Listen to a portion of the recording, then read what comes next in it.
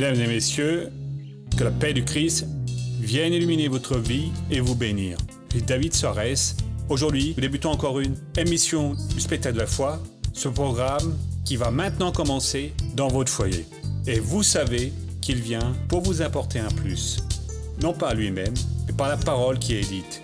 Et toutes les fois que la parole de Dieu est prêchée, elle provoque un résultat. Quel résultat? Un désir de changement. Il y a des gens qui n'aiment pas la parole de Dieu. Pourquoi? Parce qu'il y a certaines choses en elles dont elles sont prisonnières. Parce que Dieu vient pour bénir. Dieu vient pour apporter. Dieu vient pour vous donner la joie. Si la parole de Dieu incommode la personne, parce qu'il y a dans la personne des choses qui se confrontent à la parole de Dieu. Et si vous vous sentez encore irrité de voir cette émission, eh bien, insistez un peu plus, car votre vie va être changée. Vous pouvez en être sûr. Si vous ouvrez votre cœur, vous allez être une personne qui va expérimenter un changement de Dieu dans votre vie.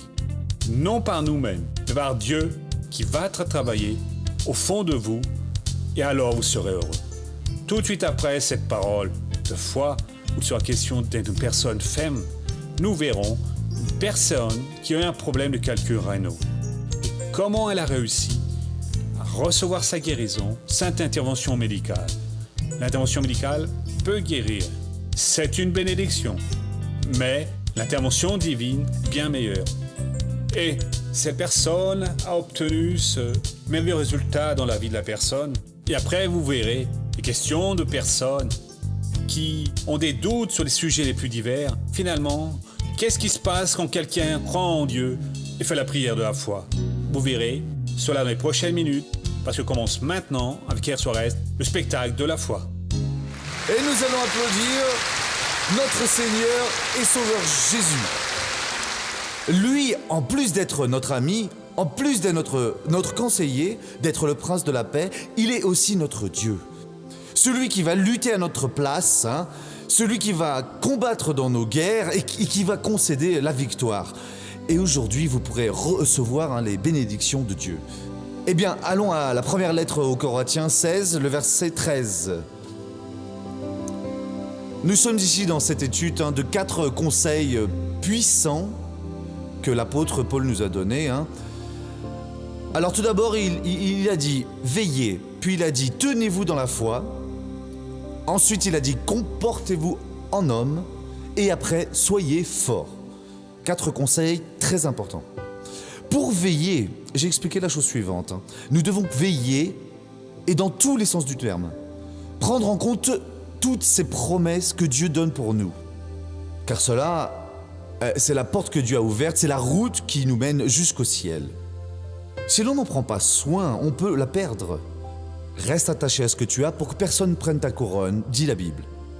Veillez d'ailleurs, certains commencent bien, puis tombent dans le matérialisme, la chair. Beaucoup vont tomber. Ouvrez bien les yeux, car tous ceux qui sont dans l'Église ne sont pas de Jésus. La Bible déclare que même tous ceux qui sont en Israël ne sont pas des Israélites. Faites attention à ça. Parfois, la personne va à l'église, mais c'est un joli cœur de Don Juan qui aime séduire les jeunes filles, les plus sottes. Et si par hasard vous connaissez quelqu'un comme ça et qu'il vienne avec une proposition pas claire, dans tous les cas, fuyez. Vous êtes devant Satan. C'est compris? Et vice-versa aussi. Parfois, c'est une fille mal intentionnée pour séduire un jeune homme bébête aussi. Ouvrez les yeux. S'il vient comme un agneau, mais c'est par le fruit que l'on connaît. Ce n'est pas par l'apparence, non. Vous veillez, parce qu'après avoir chuté, il n'y a plus moyen. Cette tâche-là va rester. En plus du diable vouloir vous piéger de ce côté, il veut aussi vous faire tomber avec le fanatisme. Les personnes cessent d'entendre Dieu et commencent à être religieuses, inventant une façon de prier, de procéder qui n'a rien à voir avec la parole de Dieu. Dieu aime la normalité. Le chrétien doit être plus normal que les personnes considérées normales. Sauf qu'il ne faut pas avoir cet attrait pour le péché. Puis, nous avons vu ici, tenez-vous ferme dans la foi. La foi, nous devons toujours l'avoir ferme. Certains sont relâchés. Qu'est-ce qui va arriver? L'ennemi voit que vous êtes relâché, vous n'êtes pas ferme dans la foi, et alors il vient avec une forte tentation et vous cédez. tentation sous toutes ses formes, maladie, problème conjugal, problème financier ou problème moral. Et n'étant pas ferme, vous chutez. Dieu veut que vous soyez toujours ferme. Mais qu'est-ce que je vais faire si je sens que je me décourage, si je m'affaiblis? Priez. Dieu, je ne peux pas. Aidez-moi. J'ai besoin d'être ferme dans la foi. J'ai besoin d'être la poutre de ma maison. Cela, c'est important. Maintenant, nous allons voir ce qu'il a dit ici. Comportez-vous en homme. Qu'est-ce qu'un homme, hein? L'homme, c'est une personne énergique. C'est une personne qui revendique ses droits. C'est une personne qui n'est pas passive. Elle agit et entre dans la lutte activement. Elle sait qu'en toute chose, elle est plus qu'un vainqueur. La sentence peut venir contre lui, oui. Mais il sait et il va dire, non, je vais renverser cela au nom du Seigneur Jésus. C'est plus ou moins comme le roi David. Un lion est venu et a pris une de ses brebis, et aucun homme affronte un lion. Principalement quand il a une proie dans la gueule. David est allé l'attaquer, il a retiré la brebis de la gueule du lion, et puis il a tué le lion. Ensuite est venu un ours, qui est un autre animal très féroce.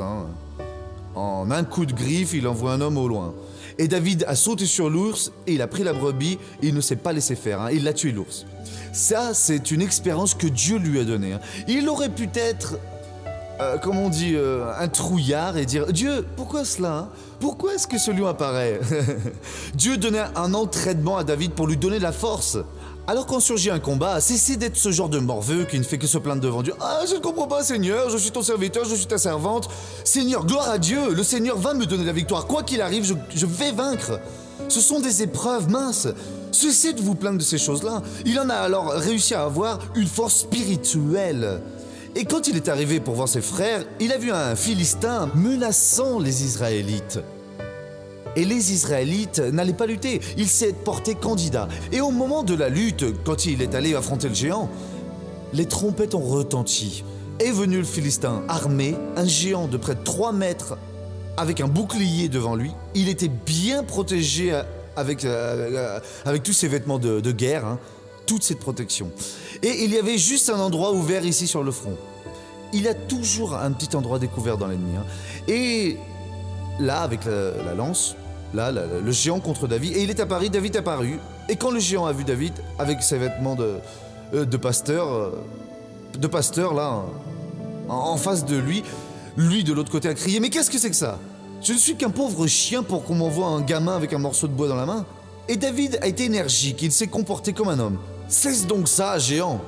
Tu viens avec moi avec une épée, une lance, un bouclier, mais je vais devant toi au nom du Seigneur des armées. » David était énergique, il était un homme. Et aujourd'hui même, Dieu va te livrer entre mes mains. Et moi je vais, hop, te couper la tête, tu vas voir. Le géant est venu comme fou, il a bondi, David a saisi sa fronte, l'a fait tourner et l'a lancé, et la pierre a frappé exactement là où l'ennemi était sans protection. Nous devons donc avoir ce genre d'attitude. Le combat est dur, l'épreuve est grande. Mon frère, ne vous découragez pas. Comportez-vous comme un véritable guerrier du Seigneur, parce qu'il est le combattant dans nos guerres. N'aie pas peur, car je suis avec toi. Ne jette pas des regards inquiets, car je suis ton Dieu. Je te rends fort, je viens à ton secours et je te soutiens de ma main droite victorieuse. Voilà, c'est tout. Nous n'avons besoin de rien de plus. Ainsi, le Saint-Esprit est en train de dire ici... ensuite, vous lirez le premier chapitre de Samuel 17 et vous comprendrez toute cette guerre-là. Voilà. Le Saint-Esprit nous dit par le biais de Paul, pour l'Église, voyez, vous devez absolument vous comporter en homme. Vous devez être des personnes qui soient fortifiées dans la foi, des personnes énergiques, disposées, des personnes qui ne regardent pas la taille de l'ennemi et ne tremblent pas, des personnes qui regardent leur propre taille et remercient Dieu parce que la force que Dieu vous a donnée est plus grande que le pouvoir de cet ennemi. Si nous nous comportons ainsi, nous aurons du succès. Si nous ne nous comportons pas de cette manière énergique, virile, nous allons perdre la bataille. Dieu vous ouvre une porte dans le monde professionnel. Vous avez senti de Dieu, vous êtes entré dans cette branche et vous voyez une épreuve. Ah, c'est sans issue. Je ne vais pas réussir, non. Ah, mais attendez un peu. Vous auriez dû voir cela avant. Non, je l'ai vu, missionnaire. J'ai recherché Dieu, ça a été une de vos prêches. Monsieur, Dieu m'a ouvert la parole, j'ai senti que de Dieu, j'ai commencé, mais c'est difficile. Je ne sais pas pourquoi Dieu permet donc cela, mais il met votre foi à l'épreuve. Qu'est-ce que vous devez faire? Être ferme dans la foi et en même temps viril. Non, je vais y arriver au nom du Seigneur Jésus. Peut-être qu'il a permis cette difficulté momentanée pour que vous regardiez sur le côté où il y a de plus grandes opportunités et où vous ne les voyez pas. Tout le monde veut faire la même chose et vous aussi faites de même. Et Dieu vous donne une autre opportunité. Mon frère, il faut être ce genre de personne que Dieu veut que nous soyons. David a prié, il y a cru et il a affronté le géant. Une chose que personne ne voulait faire. Mais il a enlevé la honte, l'affront qui était sur tout son peuple, sur Israël.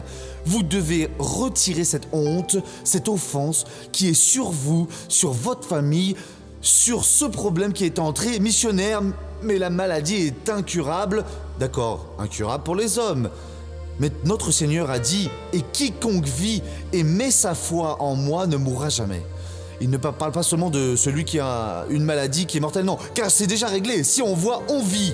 Il a dit « Tout est possible pour celui qui croit ». Alors, qu'est-ce que nous devons faire? Nous comportons à la manière d'un vainqueur, la tête toujours haute, le torse gonflé, et ne jamais se décourager. Il n'y a pas moyen, je ne vais pas réussir, non, je vais y arriver, tout est possible pour celui qui croit. Je crois dans la parole de Dieu, le Seigneur est avec moi, et ce mal ne va pas persister. Parce que la Bible dit que Dieu n'a pas laissé venir sur nous cette tentation, sinon humaine, et comme la tentation n'est pas, quelle que soit, elle n'est pas supérieure à nos forces, Dieu ne ment pas, non, mes amis. Cela, c'est dans la parole. Quelle que soit la lutte qui vienne à vous, c'est une lutte que vous pouvez affronter, elle est humaine. Dieu ne va pas laisser le démon en personne agir contre vous. Il sait que nous sommes moins forts que les anges et les démons, étant un ange. Cette lutte est pour les anges et les démons. Ce qu'il permet d'apparaître, c'est la tentation humaine. Je veux dire, nous pouvons lutter. Car elle ne sera jamais supérieure à notre force. Ce ne sera jamais ainsi. Elle sera toujours au maximum égale, au maximum. À présent, il dit qu'avec la tentation, il donne une sortie. Alors qu'est-ce que nous devons faire? Nous décourager et être contre la parole? Non, je ne vais pas perdre courage, non. Je vais affronter au nom du Seigneur des armées. Je vais affronter avec énergie, je vais affronter avec disposition, je vais tenir bon quand tout le monde est découragé. Voyez, une nation entière peut être dominée. Si vous êtes debout devant Dieu, vous valez plus que toutes ces nations dominées. Quand Shadrach, Meshach et Abednego ont décidé de ne pas s'incliner devant la statue de Nabuchodonosor, le roi du monde à cette époque-là, car il avait décrété que celui qui ne s'incline pas devant son image va être jeté dans la fournaise qui brûlera avec le feu et le soufre. Shadrach, Meshach et Abednego n'ont pas pris en compte cela, ils sont restés fermes.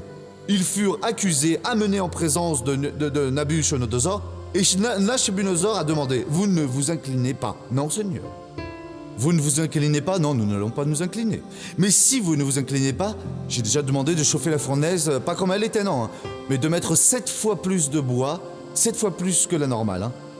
Et vous allez être lancé là-dedans, vous m'entendez bien? Non, on ne va pas s'incliner, non, parce que nous nous inclinons juste devant notre Dieu.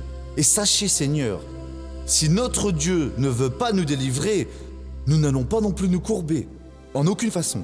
Il est devenu furieux. Il a fait jouer la musique, a donné une chance, tout le monde s'est courbé, grand et Nabucodonosor, ils ne se sont pas courbés, Ils furent jetés, mais ils n'ont même pas eu un seul poil brûlé. Pourquoi cela se s'est-il produit? Parce qu'ils ont été virils, fermes dans la foi, ils ont été déterminés et n'ont pas eu peur de la menace. Mais s'ils avaient eu peur, s'ils étaient restés à pleurer, Dieu, le Seigneur va avoir pitié de nous, le Seigneur ne va pas laisser ce feu nous brûler, le feu les aurait brûlés. Par leur propre foi, par leur attitude, cela a fait une cape imperméable, spirituelle, telle que le feu n'a même pas réussi à roussir un seul de leurs cheveux. Votre foi, votre attitude va faire cette cape, va faire que le pouvoir de Dieu agisse en vous et rien de l'ennemi ne va vous toucher au nom du Seigneur Jésus. Comportez-vous en homme viril, énergiquement, fermement, la tête haute, le torse gonflé, ne craignez pas la menace de l'ennemi et Dieu sera avec vous au nom du Seigneur Jésus. Regardons maintenant le feuilleton de la vie réelle.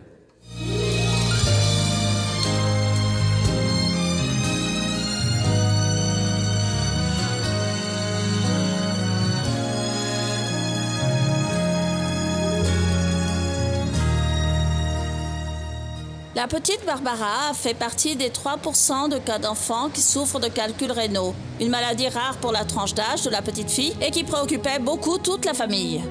Tout a commencé quand Barbara s'est mise à se plaindre d'une douleur au côté droit. On a pensé que c'était une douleur musculaire. Quelques jours plus tard, là, que ce n'était pas passé, j'ai décidé de l'emmener à l'hôpital. À notre arrivée, le médecin a demandé des examens. Un examen d'urine, oui. Et quand on est revenu, il avait les résultats dans la main et il a constaté qu'elle avait une infection urinaire très très forte.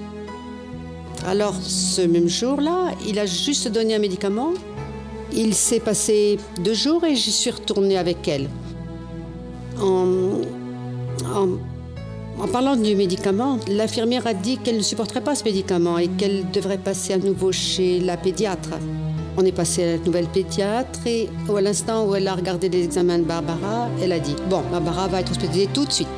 Elle ne va pas rester en observation, elle va directement dans la chambre. » De nouveaux examens ont été faits, elle a fait un ultrason. Ils ont bien constaté qu'elle avait des calculs rénaux. Ils ont fait d'autres examens de sang qui ont montré un fort taux d'anémie, un fort taux de glucose, de sucre dans son sang, en plus de l'infection urinaire qui continuait. Sa pression aussi n'était pas bonne. Sa pression est très très élevée pour l'âge qu'elle a. Je l'ai appelé, j'ai appelé Serge et je lui ai dit « Serge, elle est internée. » À ce moment-là, le monde s'est écroulé. Elle m'a appelé en pleurant et j'ai dit « Tu ne crois pas en Dieu ?» « Si, j'y crois. » Alors, elle n'a rien du tout. On va s'accrocher à Dieu pour qu'elle n'ait rien. Elle a dit « D'accord, mais débrouille-toi pour venir à la maison. » Alors, je suis sorti de la salle, je suis allé dans le vestiaire. Et là, agenouillé, j'ai continué à pleurer. Je me suis dit « J'accepte pas ça, j'accepte pas cette maladie. » À l'heure du déjeuner, j'ai pas réussi à manger. J'ai pris la Bible et j'ai commencé à lire. J'ai ouvert la Bible sur un passage qui m'a sauté aux yeux. C'était Jean 11,4. Cette maladie ne mène pas à la mort. Elle est pour la gloire de Dieu, afin que par elle, le Fils de Dieu soit glorifié. Je me suis accroché à cette parole et j'ai dit « Oh mon Dieu, merci mon Père ».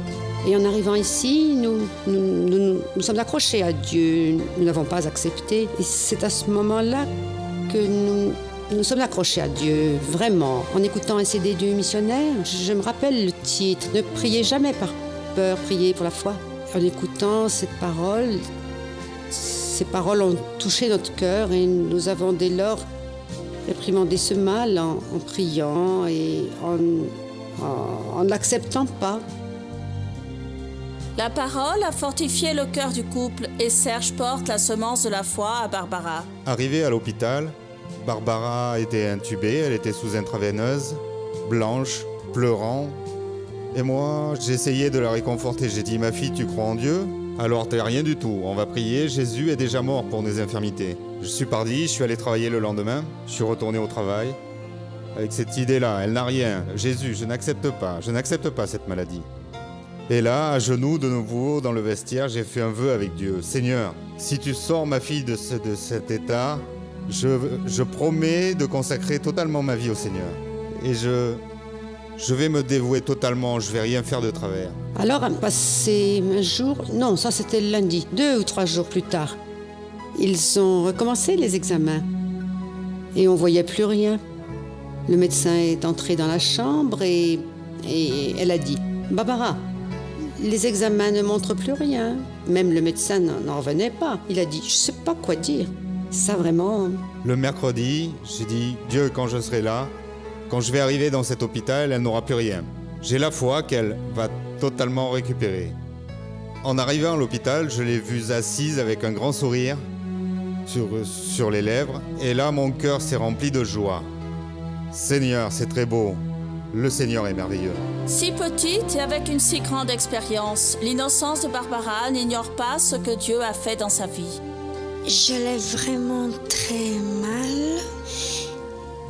J'étais là-bas et je ne voulais pas y rester. Alors pour m'amuser, je me mettais à dessiner, peindre. J'avais une forte douleur sur le côté droit. C'était une douleur vraiment forte. J'avais mal, je n'arrivais pas à m'asseoir si je me remuais tout de suite. J'avais mal, je leur ai dit de me tirer rapidement de là et en 5 jours, j'étais déjà sortie de là. Certains étaient là depuis plus d'un mois, d'autres plus de 2 mois. Je joue, je saute, je cours, je m'amuse. Ce n'est pas ce que je crois, c'est que je suis certaine que tout a été vraiment très rapide. Même les médecins ne savaient pas expliquer pourquoi sa guérison a été si rapide. J'ai la certitude que c'est la main de Dieu qui a opéré. À partir du moment où nous avons remis sa vie entre les mains de Dieu et que nous n'avons pas accepté la maladie, et alors Dieu a fait vraiment une guérison complète. Gloire à Dieu. Oh maman, vous étiez vraiment faible dans la foi. Comment est-ce que c'était? On l'était, si c'est sûr. On l'était, oui, vraiment faible. On ne fréquentait pas l'église, on n'écoutait pas, on ne pratiquait pas la parole. Avant, vous étiez de l'église et vous aviez laissé cela. C'est ça, hein. Et vous vous êtes éloigné? C'est tout à fait ça. Le frère a dit là que... Mais laissez-moi parler avec votre mari. Il a dit qu'il a pleuré J'ai pleuré. Quand j'attendais des nouvelles dans le vestiaire, je ne supportais plus, j'ai beaucoup pleuré. Je suis allé dans le vestiaire, j'ai pris la Bible, j'ai commencé à prier. Dieu m'a ouvert cette parole, je me suis tenu ferme dans cette parole. J'ai dit, Dieu, à partir d'aujourd'hui, si tu guéris ma fille, je vais larguer cette vie que je menais. Après avoir entendu le message que j'ai donné. Hein. C'est-à-dire, ne priez jamais par peur. Ne priez jamais par peur, priez avec foi. Ça On vous a a pris fortifié. possession de cette bénédiction. Gloire à Dieu pour ça. Et 2 jours plus tard, le docteur a dit qu'il n'y avait plus rien. Il n'y avait plus rien, elle était complètement guérie. Alors je me suis souvenu de mon vœu et j'ai largué cette vie-là. Jusqu'à aujourd'hui, ça fait 1 an que j'ai largué la drogue, j'ai largué le vice. Je suis ferme dans la foi. Madame, vous êtes aussi ferme dans la foi? Grâce à Dieu. Et vous, Valérie, vraiment qu'est-ce que fermes. vous voulez ajouter? C'est Valérie? Non, c'est Barbara, hein. Valérie, c'est la maman. Hein. Allez-y. Qu'est-ce que vous voulez dire? C'est que je remercie Dieu tout ce qu'il a fait dans ma vie. Et c'est peu dire. Applaudissez Jésus. Alléluia. C'est très important, mon frère, au moment où vous êtes très faible, de chercher Dieu, de prendre un de ses messages. J'étais en train d'écouter là, je pense que je suis en train de faire du mal. Il faut que je publie ces messages en grande quantité et que je les vende à des prix très très très bas, juste de quoi payer le matériel, pour que tout le monde puisse avoir cette compréhension-là, inonder le pays avec cela. Les gens aiment déjà les CD et tout ça, je veux dire faire ces messages que Dieu donne gratis, les publier pour des millions et les diffuser pour que les personnes les écoutent, les prêtant les uns aux autres, pour que l'on relève beaucoup de personnes, pour que si tous ceux qui avaient qui ont le même problème que Barbara avait, pris au même instant, Jésus guérirait tout le monde. Il n'a pas cette limitation, il est très occupé, il faut entrer dans la file. Non, cela n'existe pas pour Dieu. Une fois Dieu a guéri plus de 3 millions de personnes, c'est quand les enfants d'Israël allaient sortir d'Égypte. Ils avaient mangé de la viande de mouton, qui est le symbole de la Sainte Seine, et ils ont passé le sang sur le seuil des portes et des fenêtres. Et la Bible dit que Dieu les a fait sortir, et parmi leurs tribus, il n'y en avait pas un de malade ou d'invalide. Voyez, vous prenez un peuple de 3 millions de personnes, ils ont simplement agi dans la parole de Dieu, et parmi eux, il n'y en avait pas un seul, pas un, qui soit encore invalide ou faible. Jésus a guéri le genou, il a guéri l'arthrite, il a guéri ceci, il a guéri cela, et tout le monde est sorti ferme en marchant et en louant Dieu. Ce Dieu est le même, mes amis. Ce Dieu peut résoudre les problèmes d'aujourd'hui, et il est l'unique sortie. Il n'est pas une des sorties, il n'en existe pas d'autre. C'est seulement Jésus. Non, mais une autre religion, oubliez la religion. Je ne vous parle pas de religion, je vous parle de la solution de la chose. Parce que la religion, c'est l'étiquette que les gens donnent. Je vous parle de la porte de votre libération, c'est Jésus. Et il peut donner cette libération. Vous qui êtes maintenant chez vous et qui avez besoin d'une bénédiction, cette douleur à la tête va maintenant passer. Courbez la tête et fermez les yeux. Père, nous entrons en ta présence au nom du Seigneur Jésus pour décider la vie de cette personne. Père, j'ai dit les choses aujourd'hui car il y a des gens pour qui peut-être le Seigneur a donné l'opportunité pour la dernière fois à ces personnes pour changer de vie. Et je viens maintenant demander ce changement. Et je vais accorder ce changement. Je vais aussi bénir celui qui est malade, confronté à un quelconque problème. Et je fais cela en ton nom et pour ta gloire. Oh, et au nom de Jésus, je réprimande toute action maligne qui est dans la vie de cette personne. Je réprimande cette perturbation familiale, conjugale, financière et cette force maligne qui s'est levée pour détruire cette jeune. Ô démon, vous avez maintenant parlé à son cœur, mais aujourd'hui je vous réprimande. À partir de maintenant, cette personne est normale. Père, les paroles sont ouvertes pour cette personne au nom de Jésus. Et vous dites, je crois Seigneur. Je suis de retour. Qu'est-ce que vous en pensez? Vous avez vu? Quel Dieu merveilleux! Quel formidable miracle! Avec quelle force ces personnes a recherché? Comment on y a cru? Je lui écris la phrase suivante. Si nous croyons dans ce qui est prêché, dans sa parole à lui, nous allons voir la gloire, pour voir la manifestation du Seigneur Dieu dans nos vies. Vous pouvez avoir ce même pouvoir se manifester dans votre corps. Il vous suffit que vous preniez attitude de foi et dites « Ok, je vais croire, je vais accepter, car Dieu aussi va s'intéresser à moi et je vais être un vainqueur. » Quoi est-ce que vous traînez? Autant pour prendre une attitude. Dieu est en train de parler à beaucoup de personnes. Peut-être que vous êtes l'une d'elles pour devenir personne qui parle le spectacle de leur foi. C'est-à-dire une de ces personnes qui recevront non un appel de l'homme, non pas ma suggestion, mais vous allez devenir quelqu'un qui parraine parce que Dieu vient de parler avec vous, parce que vous sentez au fond de vous que Dieu a ce grand ministère prêt pour vous. Si vous le sentez maintenant, vous appelez ce numéro qui apparaît sur votre téléviseur.